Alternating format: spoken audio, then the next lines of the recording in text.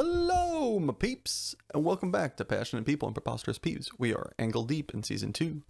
I am your host, Ike, and before we get too far underway, I'd like to ask you a question. Do you enjoy this podcast? If so, would you mind doing me a favor? And make sure you're subscribed, and then if you still have the energy, if you could like or share this podcast, that would be terrific. Now that that's out of the way, let's actually have a chat. Or let me chat at you, I guess. So, I got given this idea by a couple of people recently that I should, kind of make a connection to you and let you know what's going on with me. And then, if you guys want to holler back, create a community, holler back at me. Passionate People and Preposterous Peeves podcast at gmail.com or at Like Ike Productions on Twitter. So, this is I'm kind of recording this backwards, but I'm recording this intro on the 17th, and I am walking out the door in 35 minutes to go catch a plane flight to go play Magic in Atlanta with a couple of past guests in Max and Dan Millickman, as well as seeing some great faces like Nathan Stewart and many other people I'm sure that I'm spacing on. But it's going to be good to, see a bunch of friends. And yeah, I don't know. It's really cool. I just changed jobs actually too. So kind of, trying to keep you guys up to date here. I recently quit my job, as some of you may have figured out and or I've talked about plenty. I was dealing at a casino. I've been dealing since I was 19. I just turned 35 on this November 4th. So recording this 13 days ago. And now I am a substitute teacher in South Central LA, which is, every time we watch movies, I don't know about you, but whenever I watch movies and saw teaching, I was always like, all right. I mean, it's not easy, but it's not that hard. And the only reason it doesn't look that hard when you're a student, and the only reason it doesn't look that hard when they portray it in the most kind of run-of-the-mill way is because the teachers are so good. And I've gotten to gloriously experience firsthand how difficult it really is. So there's that. Yeah. It's just pretty wild. Anyway, that's what's going on with me as of the moment. Next week, I'm sure I'll let you know how the tournament went. Hopefully it went great. But above all, hopefully, gonna have fun and see friends. So today's interview is one Gary P.S. Some of you may know that he's my father, and other of you may be able to figure it out. But this is my dad. So this has been a long time coming, and I hope it lives up to the expectation for you guys like it did for me. Had a lot of fun. He's you can see that we're kind of cut from the same cloth and how, we've kind of molded each other. And I hope you enjoy and that comes across.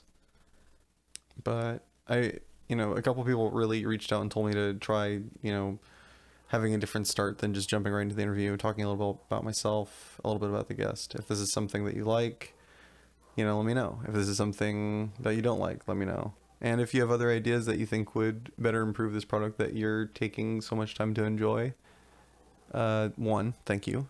2, please, again, reach out to me at email, passionatpeopleandpreposterouspodcast@gmail.com, or at Like Ike Productions on Twitter.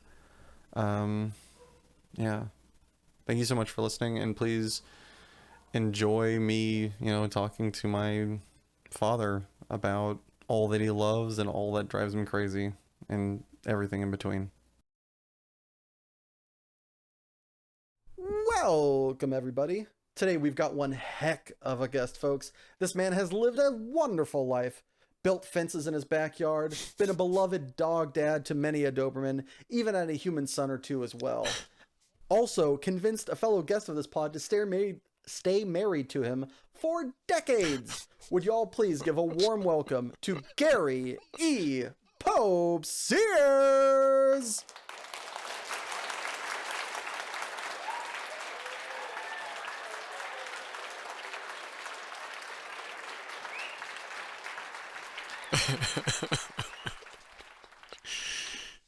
Thank you, Say thank hello, you, Gary. thank you, thank you. It's delightful to be here. Glad you could make it. Glad you could make it. Say, do you have a favorite movie line that you like to just quote for no particular reason at all? Oh, wow, okay. It's gonna take a second, I'm afraid. Uh, the one that the one that comes to mind is, "Why, thank you, Dr. Frankenstein." It's Frankenstein. What hump? Two for the price of one. Already off to a great start. Speaking of off to a great start, do you remember your first date movie? Oh, yes. Yes, I do. Well, don't keep us in too much anticipation. What was it? Uh, Patton. Wow. We had a Were blast. you? Uh, Yeah. Good lord. Uh, how long did that? How long did that relationship well, last? I mean, The length of the movie, or did she also help buy it the was popcorn too? it was not like a date in that. I mean, it was a date. We went out. I mean, I had to be driven. I wasn't 16, didn't have a car, so it was pretty. Starting off strong. Yeah, we were in youth group together. It was cool. Uh, you know. I think it's the only time somebody has unceremoniously remarked that being in youth group was cool. Appreciate, like, and respect. Do you have a favorite non-exercise thing that you have to force yourself to do, but are glad when you've done it? Hmm. It's kind of a broad category, but fill out forms. I Hmm. Yeah, it's just like it's like pulling teeth to get me to do it. But once I'm done, then it's like, phew, got that off my plate. I'm glad to have that finished. Whatever. Hmm. So for instance, The rest of your life yesterday can I had to begin. do some for my work, and it was like, ugh, I've just gotta get these done. And they didn't take long. The anticipation was worse than the reality. Yeah. It's like waiting in line when you're a kid, or at least when I was a kid, to get on to a roller coaster. It's the whole entire waiting that's more death than the ride itself. Really? Okay. Well, yeah, I mean, for me, I was terrified of roller coasters growing up, so it was very much just like the whole entire time rocking back and forth. And then once you were in the thick of it, it wasn't great, but the anticipation, the monster I built in my head was far more terrifying than the one that, 16-year-old had built in the maze, right? Yeah, right. It's all in anticipation that, the dying commences. And I you would had say to anticipate California screaming for 3 days before you finally got on too. I didn't know there was that much lead time with that one. Well, we went. I think we were in Disneyland and California Adventures. We went bounced back and forth for 4 days. It was on the fourth day Mm, you finally decided, okay, I'm going to do it. I relented. And what I've always wanted to know, Isaac, is how much of that was because your brother had already done it and loved it. It's been so long, and for those of you that aren't doing the math properly, this is in fact my father that I am interviewing. To bring you a little bit more into the light, if you couldn't pick up the context clues. I don't remember that being an issue. I think it was just I didn't want. I think it was everybody else had done it. Hmm. If there was one other person that had held out, maybe I could be. Solidarity wouldn't be so lonely. Um, but yeah, I think it was just that everybody had done it before me, and so I was like, damn it, and just like kind of bit the bullet and didn't want to be, didn't want to be the weenie, as you Hmm. so aptly put it, and helpfully pried at such a younger age. But yeah, something like that. The, Eli had done so many brazen things before me that I just kind of accepted that he was the kid that was going to do that, and so that never. I don't think that okay. ever really bothered me. Because that's like the only time in your childhood that I remember. We were, yeah, having At least in breakfast. childhood, I think I was either You, in high yeah, school or you graduated high were, no, school. you were still in high school. I think you were a senior that year. Yeah, But that's the one. we were sitting at breakfast before we went to the park that last morning, and I looked at you, and I knew what you were going to say before you said it. It was just the weirdest thing. It's like, hey, he's muscling up for it. Here he comes. You'd see those inner machinations just Exactly. slowly putting me up to the precipice that would be put me up to the other precipice. Hmm. as I'm sure I did when on said roller coaster, what's your favorite non-traditional curse word to utter in times of turmoil, but when you can't let the full MPAA get thrown out the window? I've been thinking about that, and I really never used it much, but it sounded like a good idea at the time, is when I was younger and really could not be heard cursing in public. There's a name out of the Bible that just fits the mouth like a curse word should. The word is ashpenaz. I just thought that was a pretty cool. I tried using Ashpenaz? ashpenaz. Is that spelled as phonetically as it sounds A like it S should be? H P E N A Z. Ashpenaz. Yeah. Is somebody that worked in Nebuchadnezzar's court in Babylon. Yeah, that does sound like one of the you stub your toe, just Ashpenaz. That's right. I mean, also like funny that I mean it is a name, and it does sound like it would be a great one to give like a cat or something like that. Like Ashpenaz, get out of there. It's something that's got a little bit of like terse corner to it that Yeah. you can like utter and like yeah, that's great. Ashpenaz. Ashpenaz. Well, speaking of Nebuchadnezzar and his court, who's someone you've never met, alive or dead, that you'd like to have lunch with? That's a good question. The first person that, Think too much longer, and they're definitely going to be dead. Yeah, that's You'll right. have to bring them back to life. yeah, I've got the perfect timing for radio, right? The Barack Obama comes to mind. I would just like to see how personable he is. Really, he seems awfully personable. I mean, very Oh yeah, very very smooth, but personable. And I think back to one of absolutely. the events where there was some issue that went on, and he ended up having these two combatants, I mean, who had a public row, and he had him over to the White House for a beer. And I thought, yeah, that's cool, Yeah, kicking back with the prez, and having a beer. yeah. He definitely was. Definitely, I think the smoothest president we've had, and likely will have for a moment or two longer, Yes. as time would see it. Where would you take him? Do you have a favorite kind of eatery or something you'd like to take him out to get? Um, um, oh, it's a brew pub in Sparks, Nevada. No, what's it called? Shoot.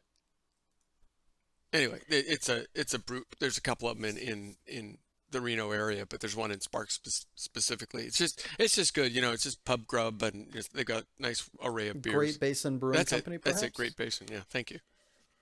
Phew. I'm like, I googled it, and luckily it was the first result. Otherwise, this was going to be very bad podcasting. Just going down a Google list of How about brew pubs in this? How Sparks. about that? What about this one? This one, perhaps, maybe. Be great if it just wasn't in Sparks and it was just in a different town. Just go through all of them, just nothing.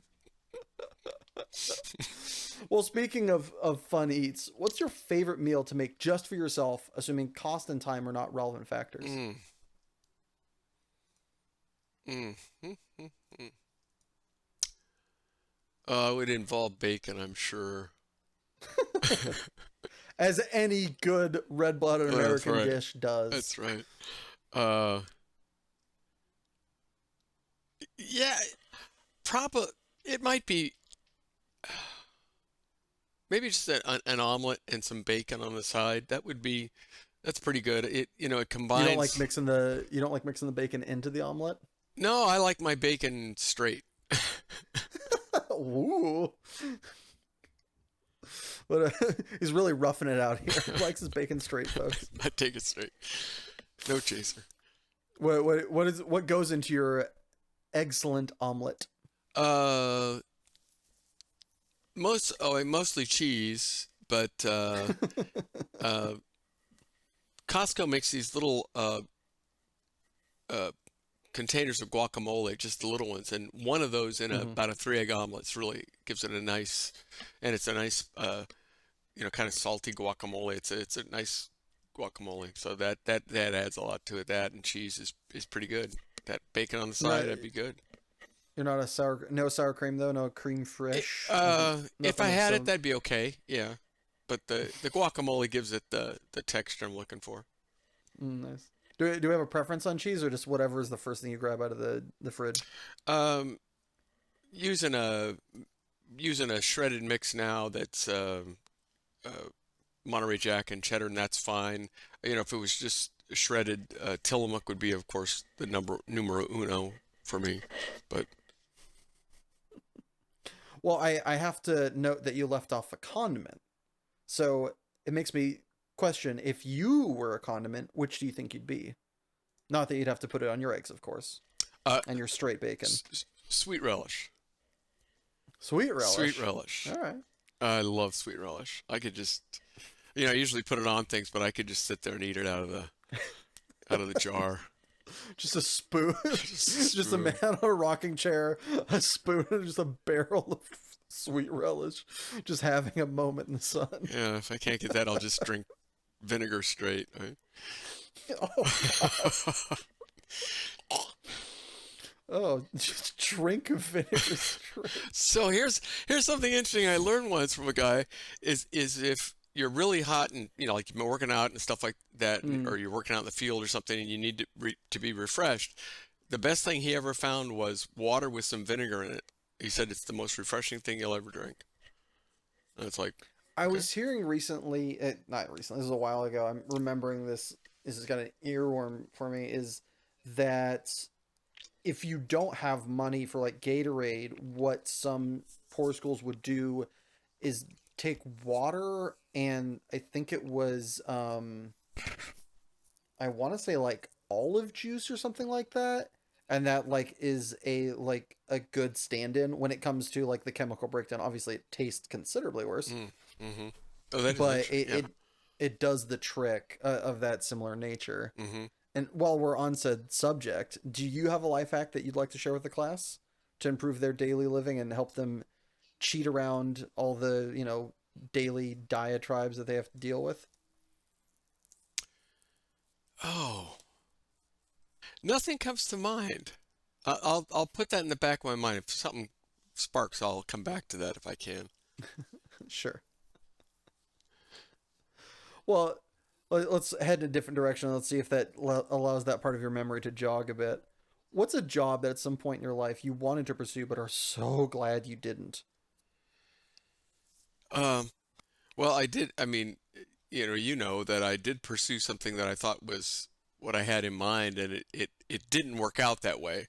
And so, I got to come back to what I think I'm really gifted for, and that's cool. Um, So for those that don't know, you attempted writing. I attempted being an advertising copywriter. I ended up becoming a copywriter for a human resource development firm, which is really dull. It's I was gonna say, in name alone, it sounds like the most boring thing you could possibly come up as with. one of my colleagues said, we write executive junk mail. Ugh. That was really true, and it was Yeah, it but was just that also it was sounds like the worst thing in the painstaking. world. It was painstaking. I mean, it paid, but the best day of that job was when they fired me. Quite honestly, I could quit pretending. Yeah. Growing up, did you have any jobs that later on you found out were much less that you have dreamed of them, or what was involved wasn't nearly what met the eye, and you're just glad you didn't in any way pursue it?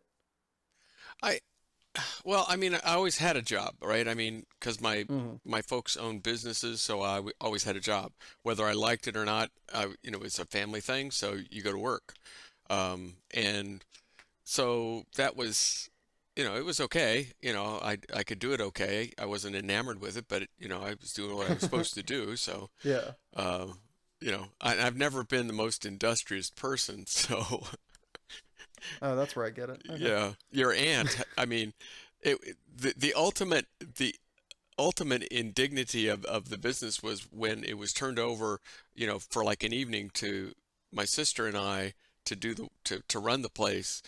I Hmm. got all the authority, and she did all the work. Which was totally unfair. But maybe in my father's thinking, it was like, well, if they come in to rob somebody and end up shooting one of them, I hope they shoot him.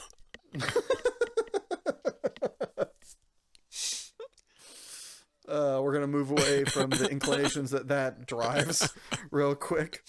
To ask you a different question, what life lesson do you wish you learned sooner? Other than that, your sister was your father's favorite, apparently. Ask the question again. What? What life lesson do you wish you learned sooner? The cooperation is healthier than competition. Hmm. You know, as a guy, it's always, try to win the game or whatever. And I Yeah. finally got to the point, and I wasn't all that old, but it's like, you know what? There is Eh. no game worth losing a friend over. Yeah. It's just not that important. And I was pretty competitive. I was gonna say, Lord knows you tried. Oh, son, you didn't know me then. Oh, Oh no.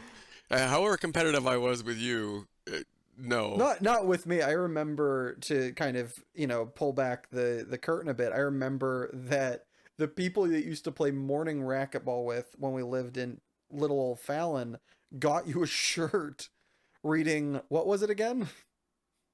I don't remember. Was it Ball Hog, or what was there was something they got you Oh, a shirt okay. that is something denoting your aggressive and competitive nature in not wanting to share, shall we say. So if it's worse than that, please elaborate. Oh, it's just especially like team sports and that just being really, really. If I thought I was better than some of the other people on the court, there was a guy when I was in junior high and high school. We'd play basketball and stuff, and his nickname for me was Hoggy. Because like Wow, that's I had that's so much. Somehow Hoggy is so much worse than Ball Hog. I was the precursor for World Be Free, which the reference there is he was a guy that played professional basketball. I think he played for the Warriors for a time. World Be Mhm. Free, and some sports writer said that he played a give and go offense. Give me the ball and go to hell.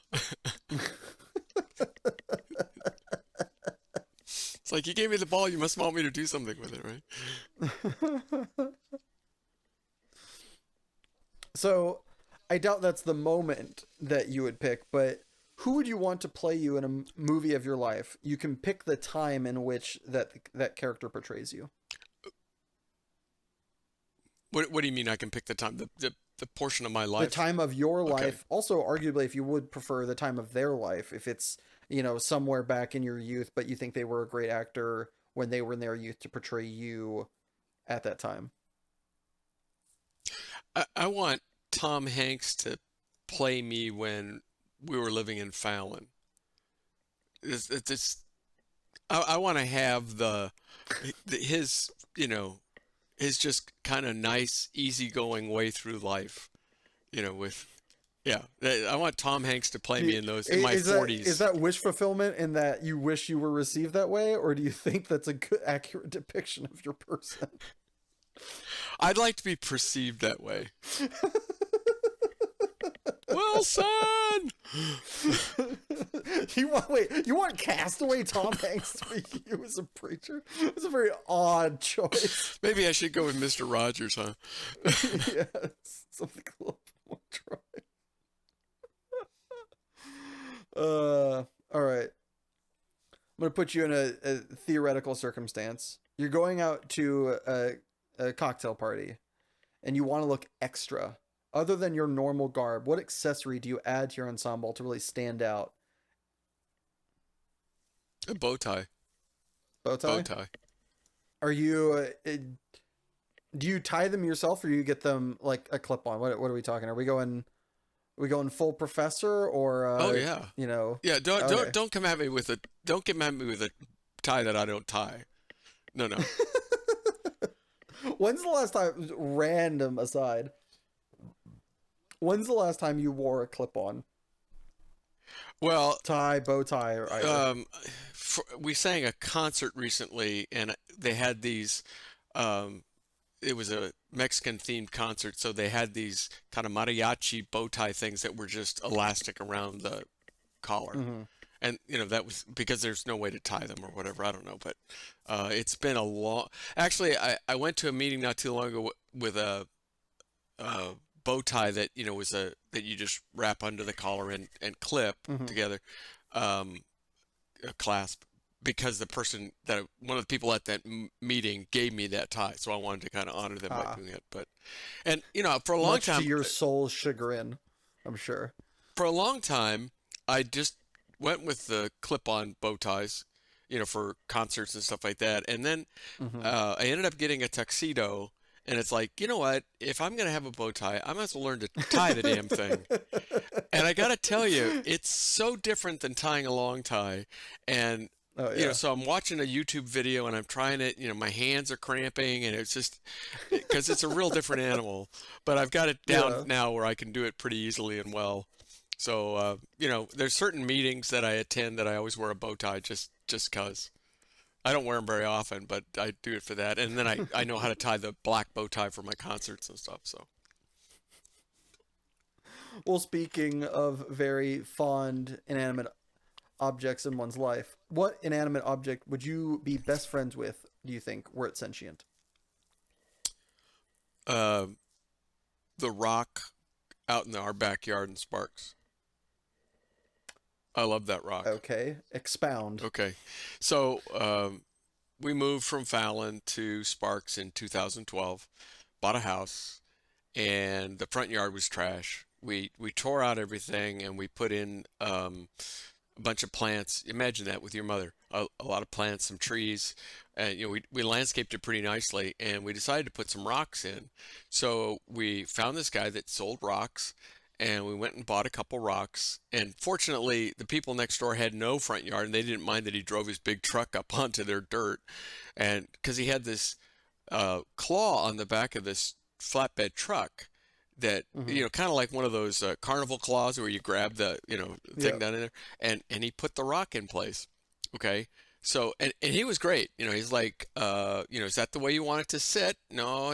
So he got it. He took time and got it exactly the way we wanted it placed, because this is a piece of granite that's probably about 5 feet across and a couple feet deep and 2 feet tall. So you're not going to move it. Um, Mm-hmm. and then when we went to move to the house we later bought in Sparks, Isabella goes, "You're not taking the rocks, are you?" I said, "I absolutely am. There are rocks." Same guy, we hired him to come and take it, and he had to pull into our backyard, which he couldn't do now because there's too many things in the way, but to put it next to our little pond, and he managed by about 2 inches on either side of the truck to get into our backyard, and put him again. Took us time, got him placed just the way we want him, and I love my rock. I love my rock. That's so great. And I know right where it will be. It will never run off. Yeah, If it would runs hope off, not. we've got bigger problems. Yeah, we've got larger issues at hand. All right, well, from the expensive end of odd things to the more, cheap, I suppose. What poor man luxury do you still enjoy to this day? If you'd like an example, Yeah, I can give me an I can example. offer you one. For me, it's Kraft macaroni and cheese. For other people, it's going to see like a matinee. For I have friends that live and die by Costco pizza. That kind of thing that you could only it was something you could afford that was like a nice moment when you were making less than an adequate wage, shall we say. But even now, after you've escaped that moment or that time period where your finances are now in order, it's still got a soft space for you. Well, got really close, with the Costco pizza. For me, it's Costco chicken. Although I don't know that that's because it's cheap, but it's incredibly cheap. It is incredibly cheap. But it's they lose millions a year on it. yes. And I think we've discussed the conversation that was had in the executive suite Yeah, about that too. In the boardroom. Yeah, it's fantastic. Yeah, I just One of my love all-time favorites. and we're not tending to eat a lot of it right now just because of some diet things your mom's going through and stuff like that. But so it's like, oh, I guess we're not going to get a chicken this week. But it was such a standard. I mean, I Yeah. couldn't walk into Costco and not get a chicken. It was just, That bird's coming home with that's me. right. Do you have any media, whether it be on the shelf or on the to watch list, that you've just been putting off and you can't wait, given the opportunity to just devour it? It'd be book, TV show, movie. Well, I'd like to. That's good. I'd like to get back to the is it Magnificent Mrs. Maisel? The Marvelous. Marvelous Mrs. Yeah. Maisel. I Yeah. mean, you put me onto that, and we watched about a season and a half, and I just had because it is one of those things that you can get into and just stay in that. I just thought that was just it's such a great show. I just really Yeah. loved it. One of the other ones that I'll do from time to time is a documentary by Ken Burns, and I'll watch recently, not too long ago, I watched the Civil War again, and also that and the baseball one are just, they're Which baseball one? it's Ken Burns baseball. It's Oh, it's just 9 innings. yeah. It's about 18, 20 hours of stuff, Good lord. because every hour is like a decade in baseball. Oh, jeez. Yeah, you haven't seen that? Oh, I haven't seen it.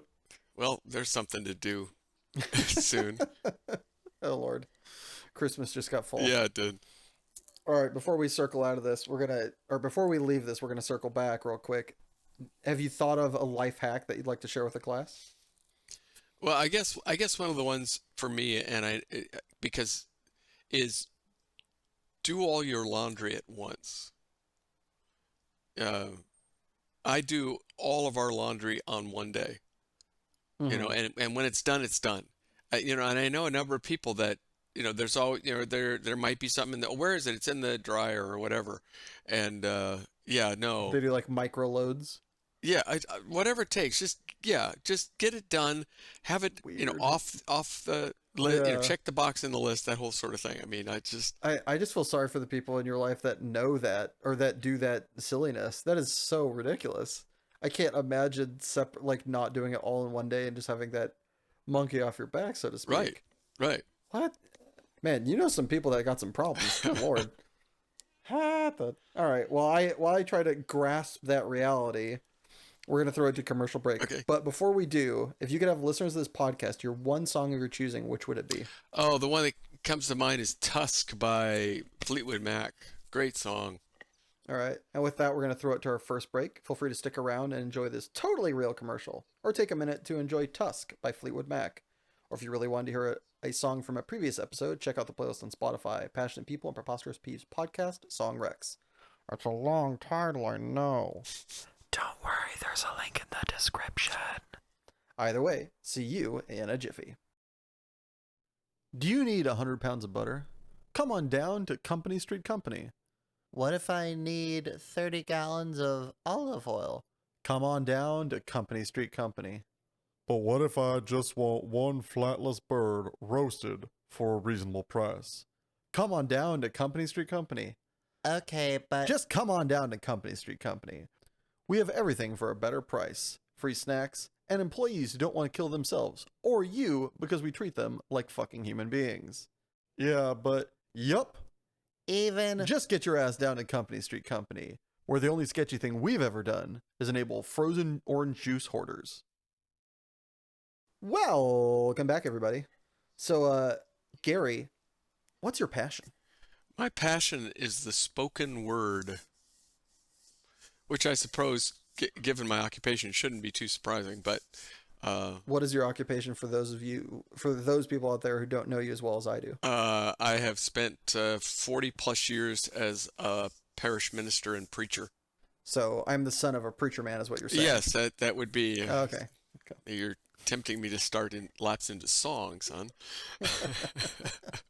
So what I assume that while that is kind of a occupational hazard, just falling in love with the spoken word, I'm sure for many of your, cohorts that isn't as true for them. What do you think separates you from them in your just predilection?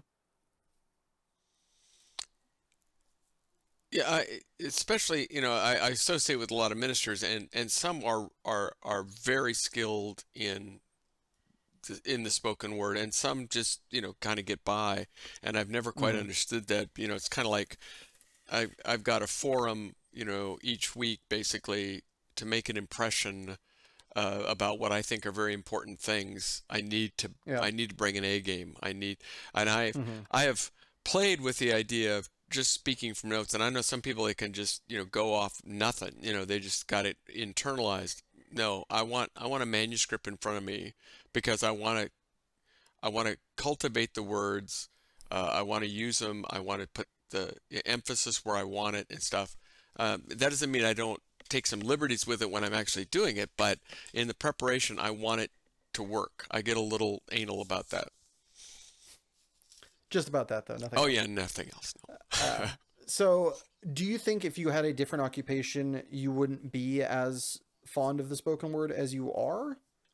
Do you think it's just from that, or do you think it's something that just is within your soul?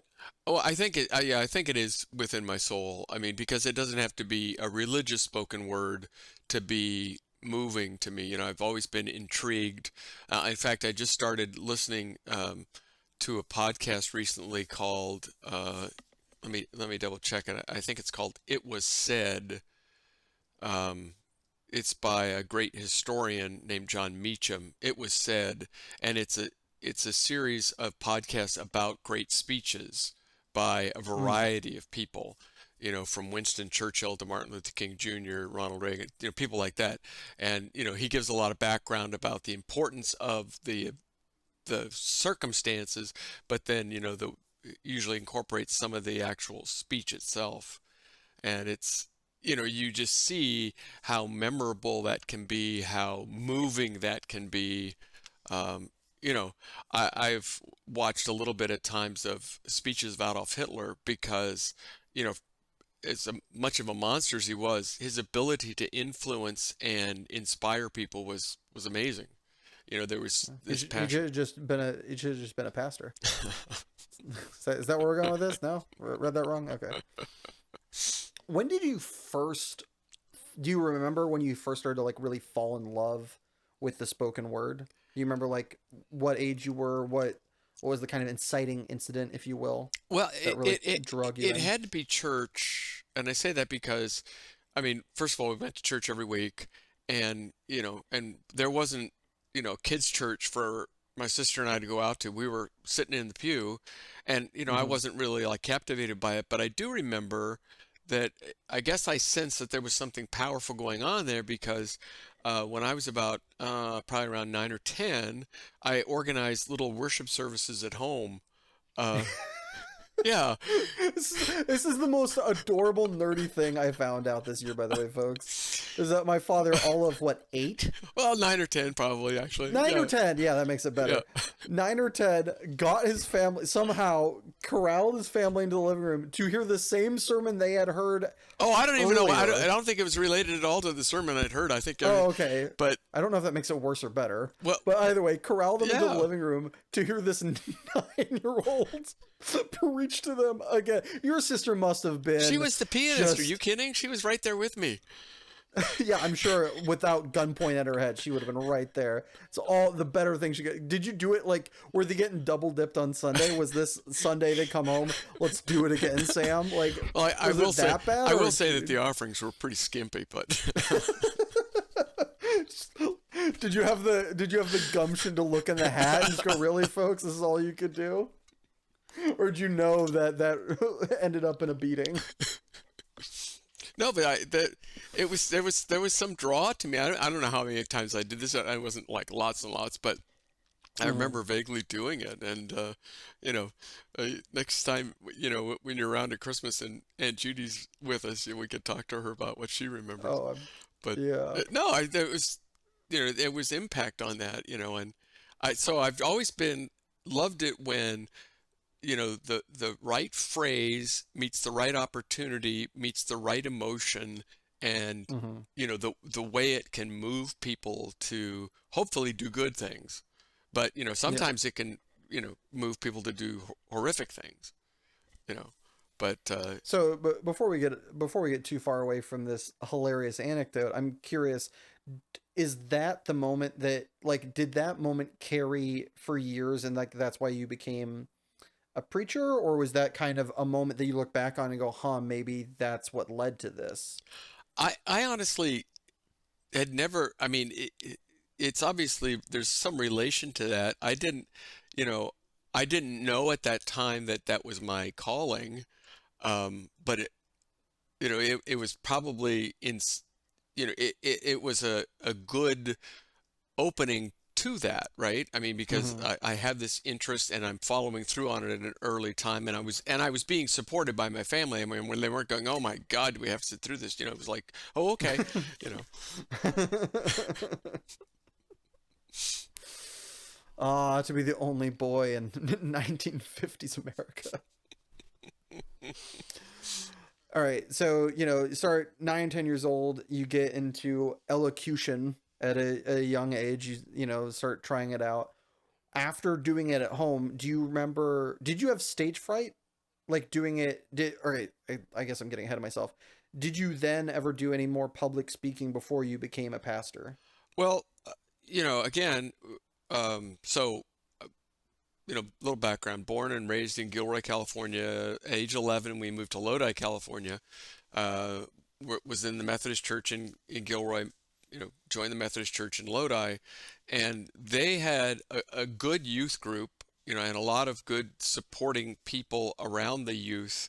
Helping with choirs and things like that. And then the pastors who were in place when I was in high school were open to the youth leading the service from time to time, doing the Oh, whole those service, poor misguided including the souls. sermon.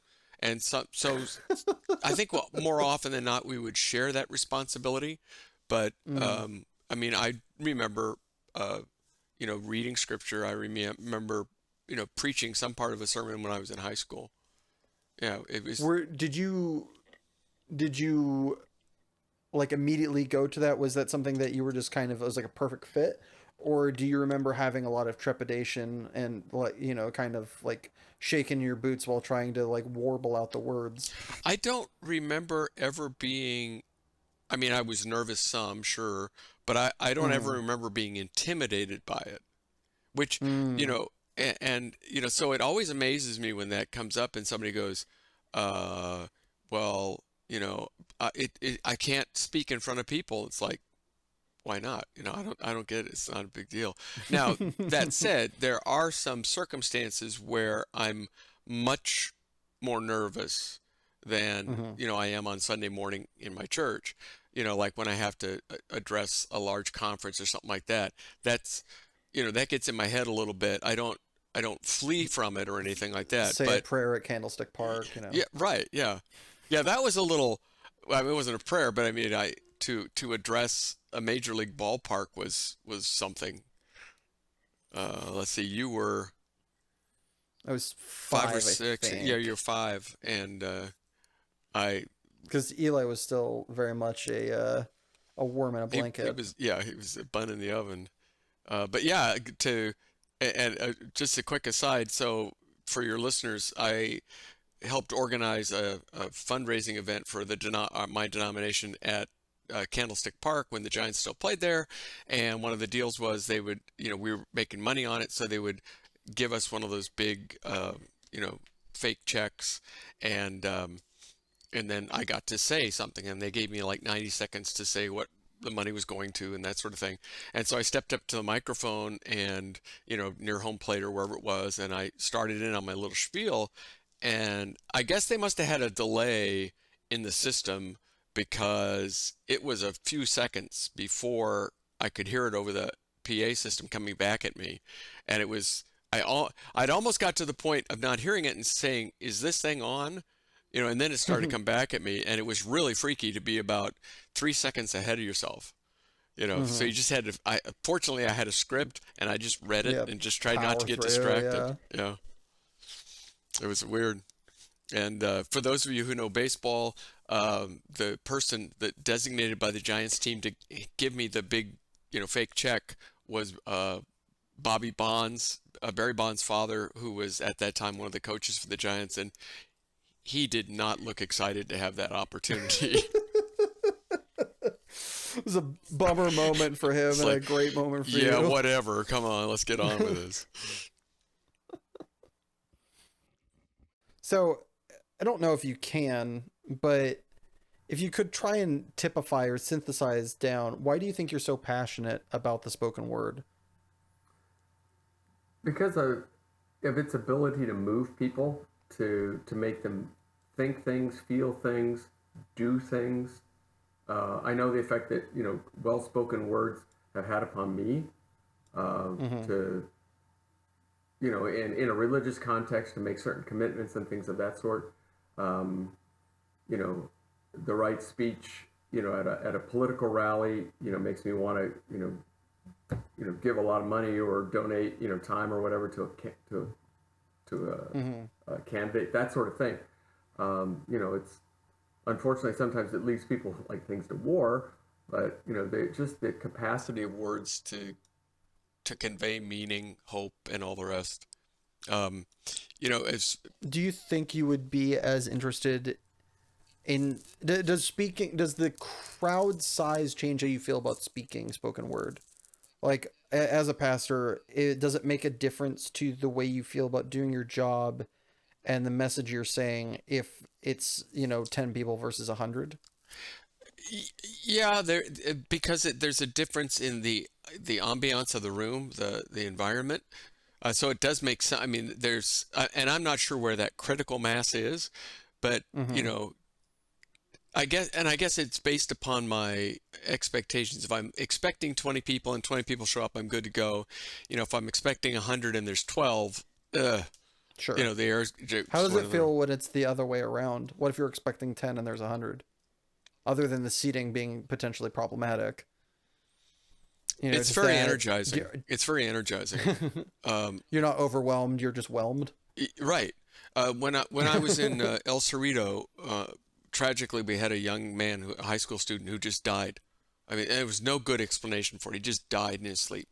And I Woof. remember doing the memorial service in the church, and I mean, the place was absolutely stuffed. There had to be people downstairs that we had to try to jerry rig something to get sound down there because they couldn't accommodate in the sanctuary because all the high school just showed up, right?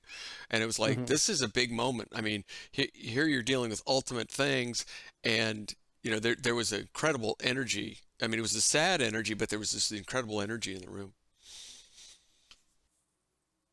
What would you say is the biggest misconception about the spoken word and speak, I guess, kind of like public speaking, but just the spoken word by the wider world? Is there people that just don't realize how wrong they are, or it's kind of backwards to the like the general preconception? I think some of it has to do with attentiveness, and I think that's changing because we're so overwhelmed with input that I don't think a lot of it gets our full attention. Okay, Okay. there's a story that I love of Benjamin Franklin, and one of the early Methodist preachers, George Whitefield, came to the United States several times, and he was preaching in Philadelphia at one point, and Benjamin Franklin was, he was a good Renaissance man. He was up for anything, and so he went to hear Whitefield, who was an impressive speaker, and he, in listening to Whitefield, he just kept backing up until he could no longer hear him distinctly, Mm-hmm. and he mathematically conjectured the space in the area and how far he was away and the width and so forth of the area, and he conjectured how many people could have heard him in that space, and it was like Mm. 30,000. And this is no PA. I mean, Gadzooks. this is just Yeah, your yeah. voice, and I think a lot of it had to do with how attentive people were, that they could listen, they knew how to listen. Hmm. And in your opinion, that you think that's diminishing, or do you think that's just something that people don't realize? Oh, I think it's absolutely diminishing because a lot of people, you got several things going on at once, and studies show that you really can't multitask. You can Yeah. do one thing really well, or you can do three things half baked, sort of Yep. thing. So, and it's hard for people to stay really focused, which as a public speaker, it can be a little off-putting. Kind of a bummer. Yeah. Is that something that, as a pastor, is a challenge you kind of want to accept or want to kind of find ways around, or is it one of those things where it's just like just a stumbling block to be like pushed past? It is what it is. I can't. I'm not in a place to require somebody to give me their full attention. And the more I try to mandate such things, it's diminishing returns. You just take people out of the conversation if you start saying, you need to pay attention. This is really important. So I have to do it, with vocal inflection, with, in other ways, to try to keep that, and just accept that, the most I can do to minimize distraction, the better. For instance, when we were in Fallon, one Sunday morning. Now, when I was pastoring in Fallon, the second half of the worship service from 11:30 to noon was simulcast on the local radio station, because the people that started the radio station had been part of the church, and so we just inherited this. And so, but it was a half an hour. So from 11:30 to noon, I'm on the radio, and it was just an automatic thing. They opened a channel at that radio station. Whatever we were sending out there went out. Anyway, so I was always kind of mindful of that I was on the radio as well as being live. Just like now, I have to be mindful that I'm on live stream as well as being, live to the people in the room. Well, one of the little old ladies in the church, passed out. And I saw this astonished look on one woman's face, because this woman was leaning against her, and she was, unconscious. And so I said to someone who happened to be in the narthex, it wasn't that big a church, and I just said in the calmest voice I could imagine, because I'm on the radio, I said, Kevin, would you please go call 911? And so he did. And then my mind starts racing, right? Because I know the cavalry's on the way. And, in that community, the police are going to show up, the firefighters are going to show up, the ambulance people are going to show up. We're going to double the attendance that day. Not really, but, and so it's like, I'm not sure what to do, but I've got to be good, if you will. I got to be good to the audience and to the people that aren't here to see what's going on. So when people started to show up, and fortunately she was sitting near the back of the room, so it wasn't distracting everybody. I said to the congregation, I said, okay, we're going to stop right now. We're going to pray for a moment. And, we prayed for the people caring for this woman and for her and everything like that. And I said, okay, now eyes on me, please. Let them do their work. Let's pay attention to what's going on here. It's like, that's the best I can hope for. That is not something they teach you in minister school, by the way. Oh, that'd be a cute thing if that was named instead of, I'm just faulting. Wait, what's the name of the actual? It's not minister school that you go to. Seminary. But, seminary. It'd be much cuter if it was minister school. Oh, I was going off to minister school today, learning God stuff. Jesus-y things, if you will. I was talking with a colleague one time about having people pass out, and he goes, yeah, I have a list. It's called, in my club, it's called the Kiss the Carpet Club. The people that have passed out in church and stuff like that. You should have informed him that maybe you should just focus on making shorter sermons. Well, from something that's a misconception, what would you say is your favorite non-obvious aspect to being a public speaker, spoken word as a lifelong obsession? Help clarify that question for me. I'm not sure where you want me to go with this. So there's a lot of non-obvious aspects to things that people don't realize. Some are positive, some are negative, but they're mostly, kind of like interesting little tidbits. For sake of, comparison, or an example rather, going to film school, one of the things that people don't realize is the amount of time that it takes to shoot even like a 1 minute commercial, the amount of time beforehand in pre-production, the amount of time in production when you're shooting it, because very few, unless you're Clint Eastwood, you're not shooting something just once. Right. You shoot it multiple times, sometimes from multiple angles to get different shots. And then there's the post-production where you spend time editing, which, depending who your editor is and what like the quality of your content is going to be, takes hours. So to shoot something that's 1 minute probably actually took days, if not weeks, of man hours, maybe even months, depending upon quality. This is something I'm not exactly privy to, so it might be even more than that. But it is definitely not something you do in a day. When we were shooting, I helped in my first semester shoot some people's final projects, and to shoot a short film that a lot of them were under 10 minutes, some were a little above, but definitely all of them were like less than 15. In fact, I think all of them were less than 10 now that I'm thinking back on it. They're pretty darn short. They still took days and days and days. Most of the shoot schedules were 2 weekends at 2 days for most of the day. And that requires getting there, setting everything up, shooting, take everything down, leaving. But that's still 4 days, the better part of over a work day's worth of time to shoot 5 to 10 minutes. And that's not even the time it's going to take in post, and that's not the time it took planning it. So to shoot that 5-minute thing, it's the better part of that senior's whole entire semester is taking care of that one project. Yeah. And so that for, filmmaking, the non-obvious aspect, that one's not my favorite, but that's, a kind of interesting thing, is just the amount of time for filmmaking. So for the spoken word, is there something that a lot of people don't notice that is either a favorite tidbit to share, or your favorite part of performing and creating, spoken word in your life? A couple of things come to mind. First is, and it's the old joke, ministers only work 1 day a week, right? And then only an hour then.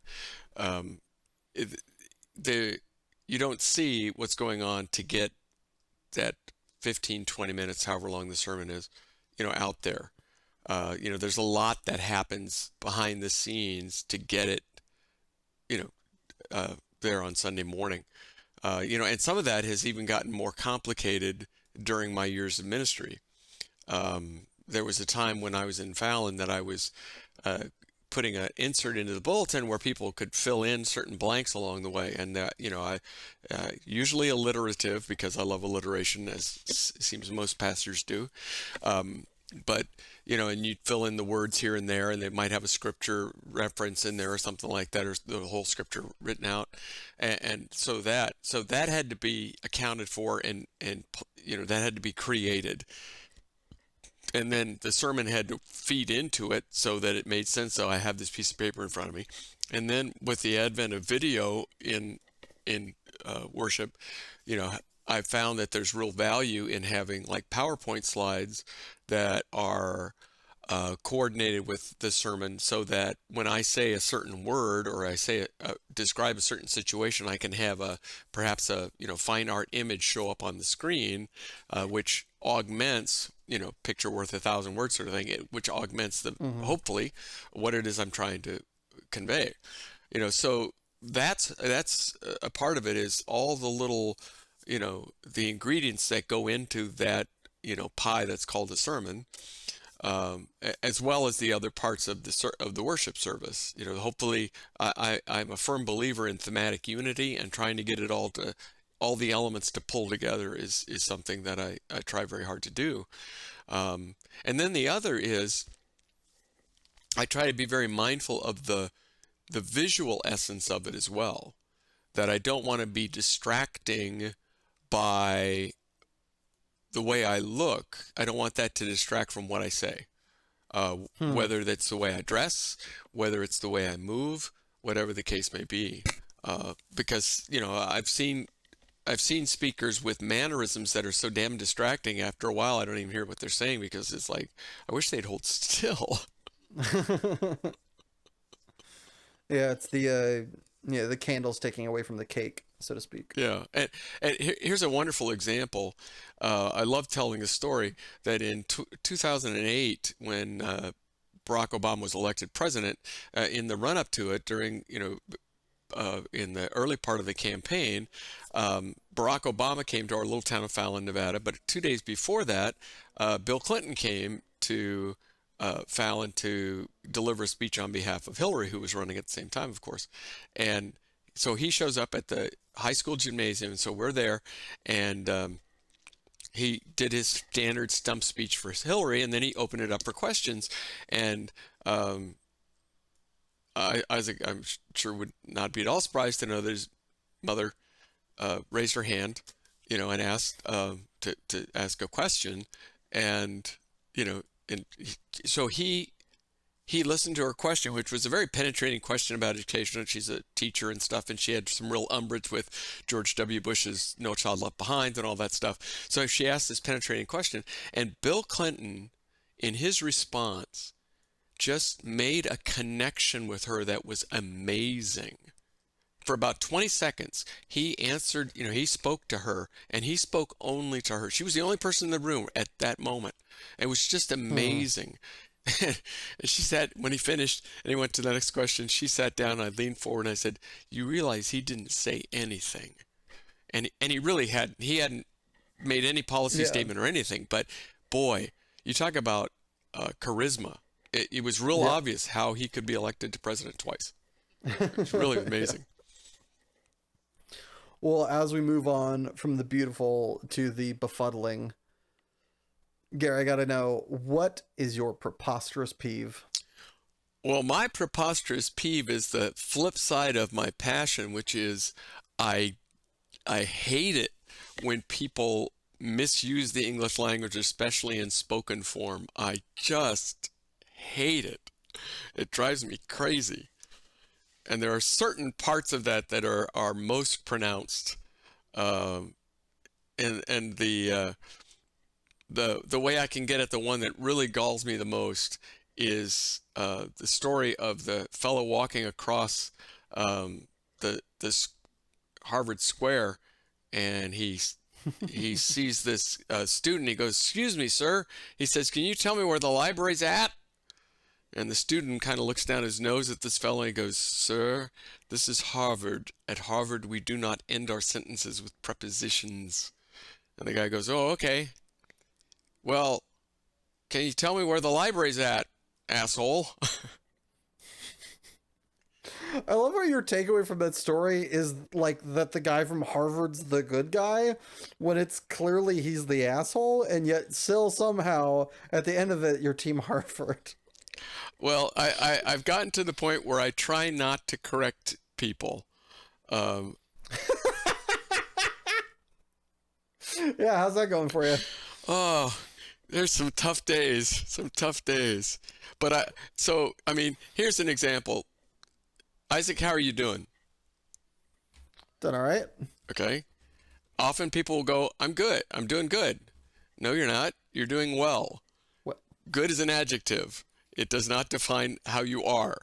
Well is an adverb. It defines how you are. It modifies the verb. You're doing well.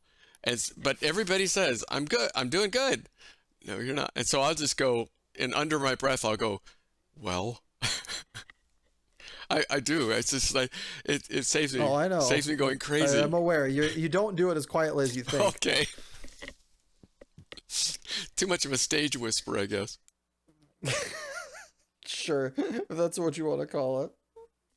So that is the thing that and when, especially if you will, when people, now to be fair, you can get yourself really crazy trying to do everything in if you will, Queen's English. Where it's in the proper order and everything. You don't have to get that crazy, but things that are, where's it at?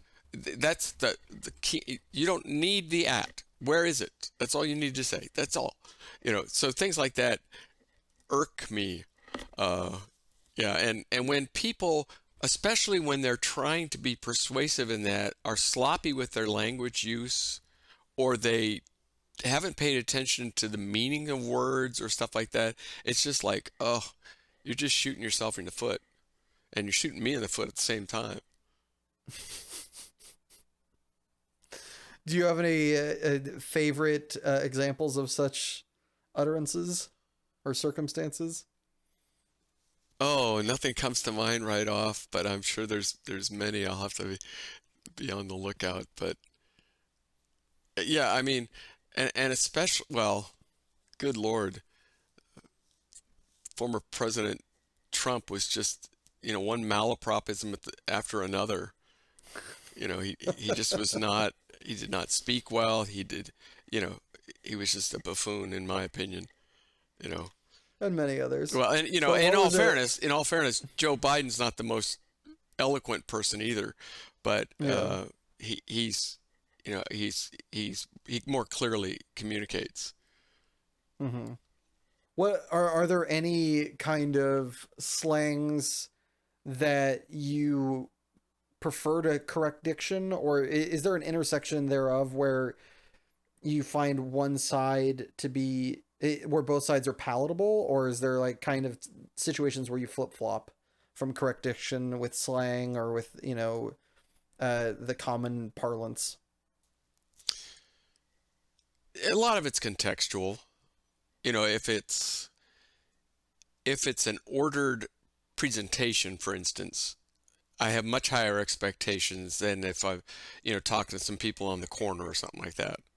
Mm-hmm. It's bad grammar and stuff like that irks me still, but I'm not about to get all up in arms is when someone's really trying to be persuasive, when they're really trying to convey something that's really important, then I have higher expectations for that.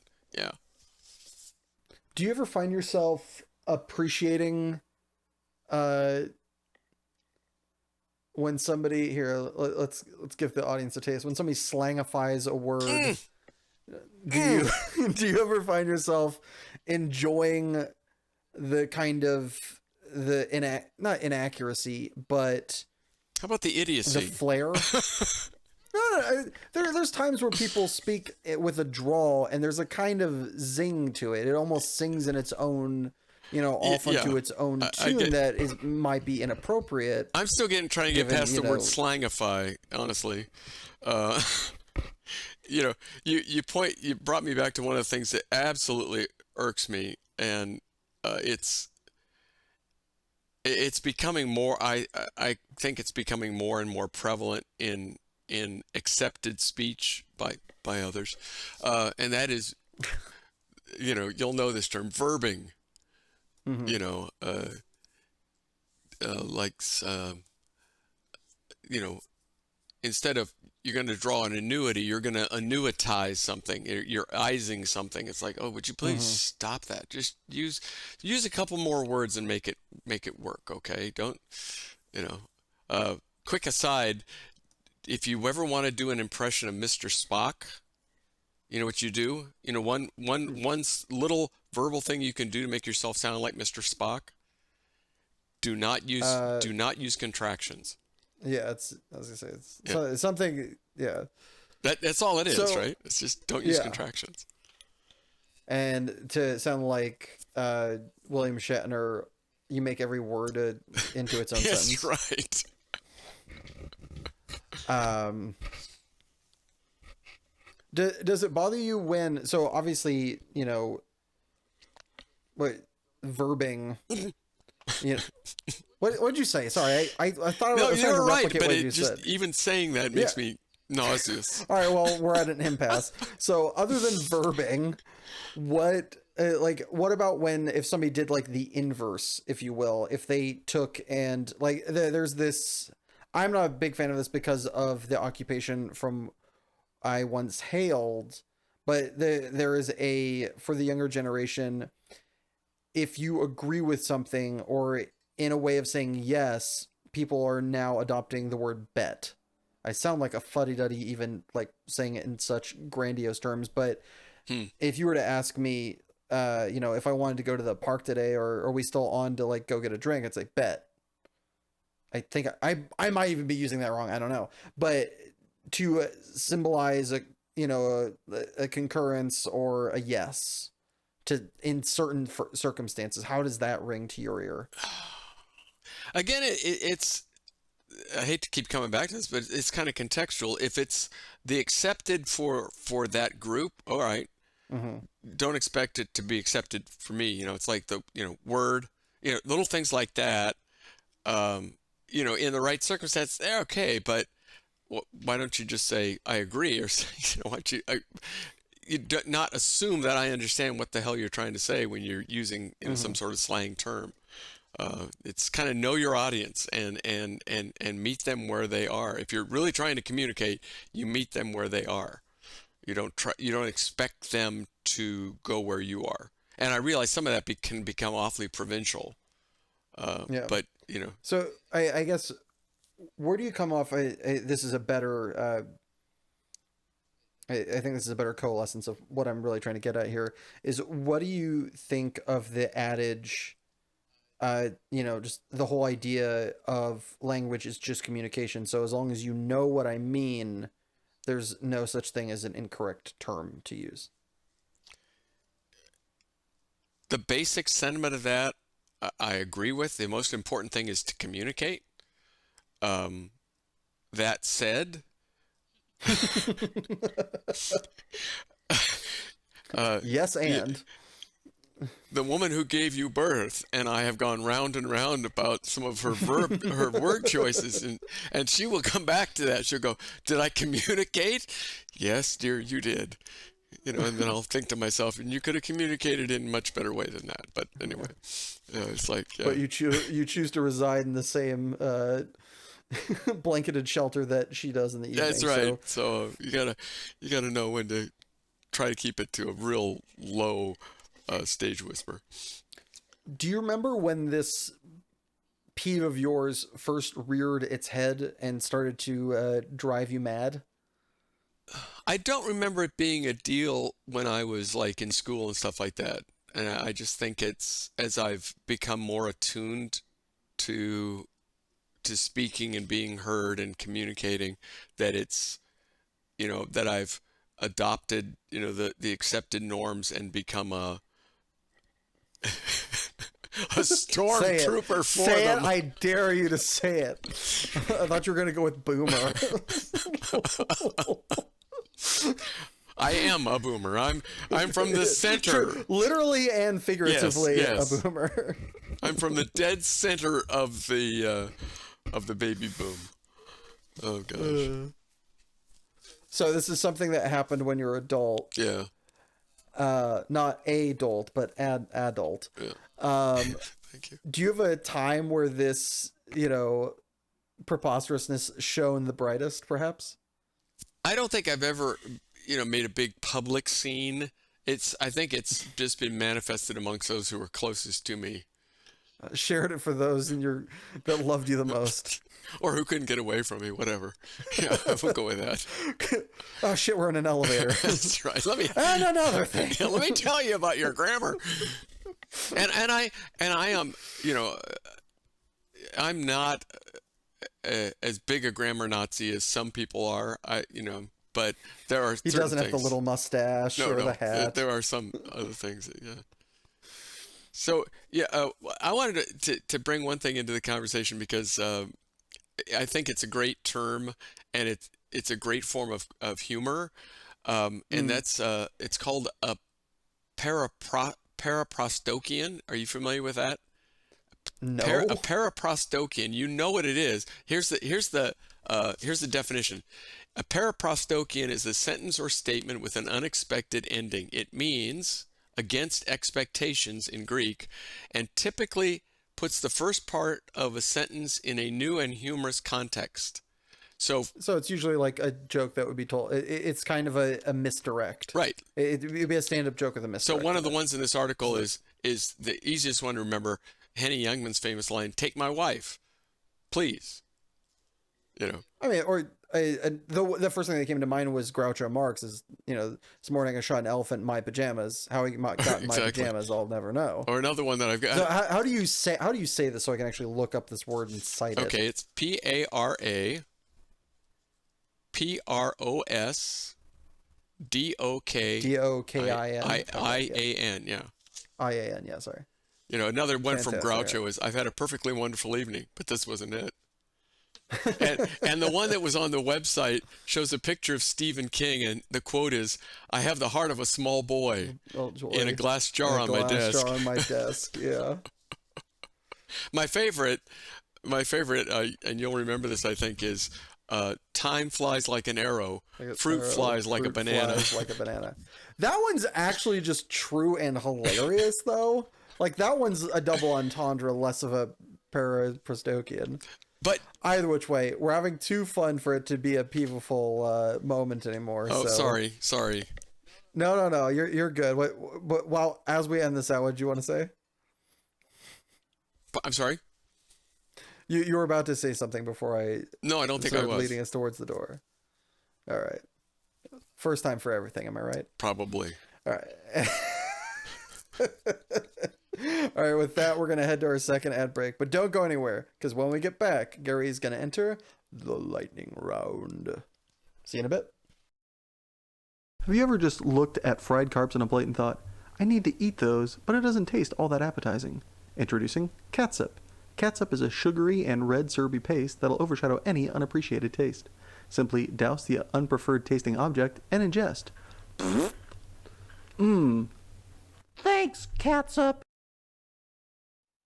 And we're back. Gary, are you ready to enter lightning round? The lightning round? I hope so. I think so. All right.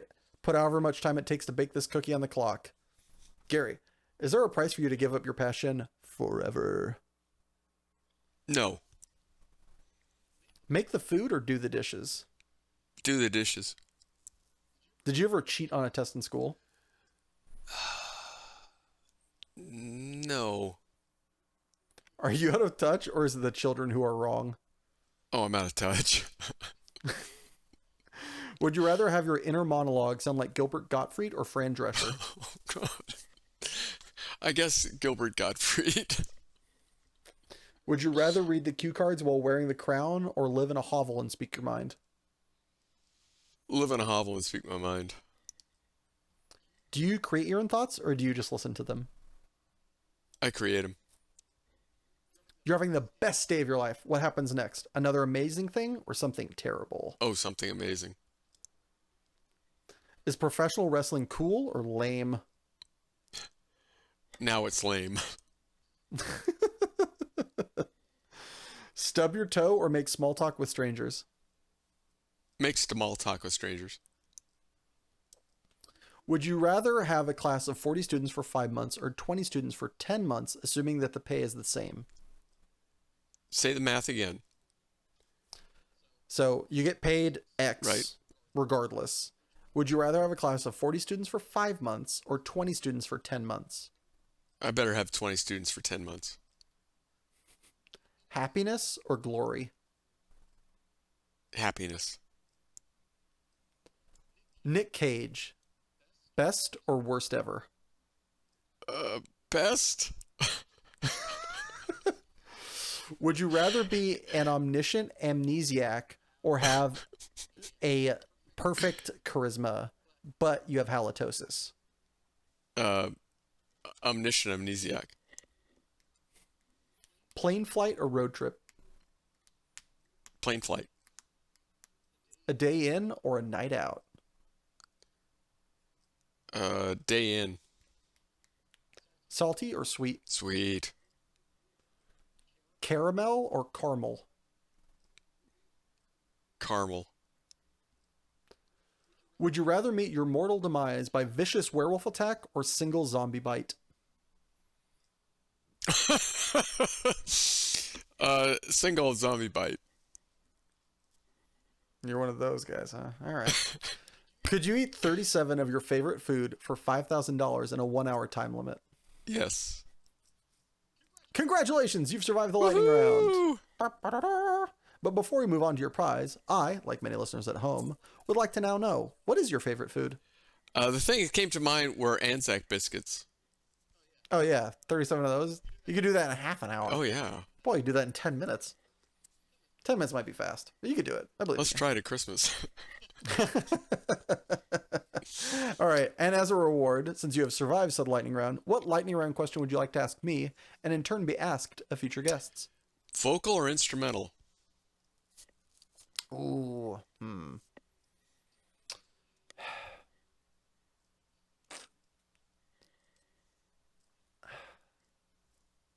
The answer's vocal, but I think instrumental is the safe choice. You can never go wrong. It's like ceiling versus floor, right? Instrumental is always going to be like a B plus, but vocal has the potential to get to an A plus, but also has the potential to get you like an F minus. Interesting perspective, yeah. Where are you at on that one? I'm instrumental, and contrary to everything I've said on this interview, I'm instrumental because I don't tend to focus well on music or on lyrics if I don't have them in front of me to follow. So, it's too distracting to try to follow the lyrics for a song. So, Yeah. because I don't want to get it wrong, so I'm not so focused on my Always got that orator frame of mind going Yeah. on where you have to like replicate it perfectly. Yeah. That's hilarious. All right. Good sir, as we come to a close, is there anything you want to plug, shout outs you'd like to give, places people can find you or your content? Well, if you really want to, you can find some of my weekly content on holycrossumc.us, holycross.umc.us. And then there's a couple of podcasts that I think are just fantastic. One of them is called Make Me Smart on Marketplace. It's good stuff about economics, culture, and that. And the other one that I found that only started recently is called Reflections of History with John Meacham. Reflections of History, and they're like 5-minute little things of something that went on historically important on that day. For instance, FDR wins presidential race was November 8th, things like that. And it's just a quick dive into something of significance that happened in history, but it's bite-sized. So Awesome. yeah. All right. Do you have any friends or family you'd like to nominate to come on this podcast so they too can suffer as you have today? Well, actually, two people that I met this summer. I was on this is how nerdy a Methodist minister I am. I was on a Wesley Studies in England, and one of them is named Ashley Bogan. She's a woman about your age, Isaac, and she is the General Secretary of the General Commission on Archives and History, which sounds terribly historically nerdy, and she is. But she's like the pinnacle of historical stuff in the denomination, which is I think is pretty amazing. And she's a lot of fun. She's just got some great perspectives. I just learned a lot. And the other was actually somebody that was one of the leaders of the group. His name's Paul Chilcote. He's a Wesleyan person, but he's got a lot of broad base. We have a lot of things in common. I like him a lot, and I think he would be very intriguing to talk to. All right. Watch out, you two. I'm coming for you. There you go. Cool. Well, thank you, Gary, for being my guest today, and a special thanks to my editor, Richard Ashford, and my composer, Joshua Gibbons. And thank you. Yes, you listening at home or wherever you found time to appreciate this. Time is the most precious commodity we have, and I appreciate you spending yours with us. If you enjoyed this podcast, please subscribe, like, or just share it with a friend. Every little bit helps. Or if you already have and are out of episodes to listen to, don't worry. We put out a new episode every Monday at midnight on SoundCloud, YouTube, Spotify, and iTunes at Passionate People and Preposterous Peeves Podcast. And a very special thanks are due to our patrons, Sabella Yellow. And if you'd like to join said illustrious ranks and have your name read aloud, just head on over to patreon.com/Passionate People and Preposterous Peeves Podcast. And remember, folks, if flowers give power and zits are the pits, why don't we hunt bunt cakes?